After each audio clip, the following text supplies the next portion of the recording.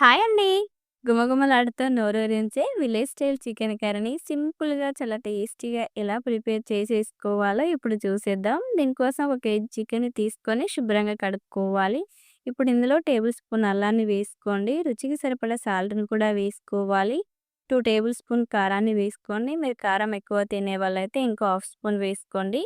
చిటికెడు పసుపును వేసుకోవాలి. చివరిగా కొద్దిగా ఆయిల్ వేసేసుకొని ఈ మసాలాలన్నీ ముక్కలకు పట్టేలాగా బాగా కలుపుకోండి.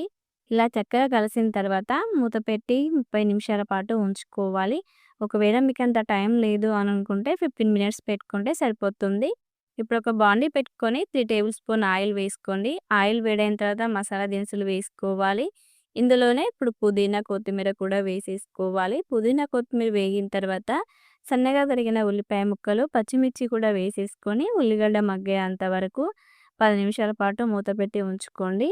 10 నిమిషాల తర్వాత చూడండి ఉల్లిగడ్డ చక్కగా మగ్గి కలర్ కూడా మారింది కదా! అంతా ఒకసారి కలుపుకొని 2 మీడియం సైజ్ టమాటాలని వీలైనంత సన్నగా కట్ చేసుకొని వేసుకోవాలి. టమాటా మెత్తగా ఉడికేంత వరకు 5 నిమిషాల పాటు ఉంచుకోవాలి. టమాటా ఇలా మెత్తగా ఉడికిన తర్వాత ఇప్పుడు మనం ముందుగానే కలిపి పెట్టుకున్న చికెన్‌ని వేసేసుకోవాలి. చికెన్ అంతా కలిసేలాగా బాగా కలుపుకోవాలి. ఈ చికెన్ నుంచి వాటర్ వచ్చి ఆ వాటర్ ఇంకి ఆయిల్ సెపరేట్ అయ్యేంత వరకు ఖచ్చితంగా ఉంచుకోవాలి. అప్పుడే చికెన్ అనేది నీచు వాసన రాకుండా ఉంటుంది. చికెన్‌లో నుంచి వాటర్ వచ్చి, ఆ వాటర్ ఇంకి ఇలా ఆయిల్ సెపరేట్ అయిన తర్వాత అంతా ఒకసారి కలుపుకోవాలి.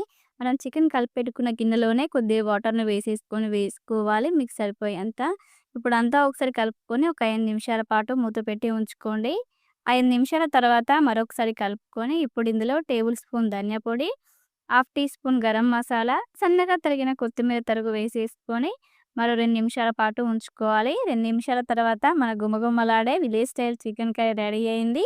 ఇది రైస్‌లోకి, చపాతీలోకి దేనిలోకైనా చాలా బావుంటుంది. మీరు కూడా ట్రై చేయండి. మీకెలా వచ్చిందో నాకు కింద కామెంట్ చేయండి. మరికొన్ని మంచి మంచి రెసిపీస్ కోసం మన ఛానల్‌ని సబ్స్క్రైబ్ చేసుకోండి. Thank you for watching.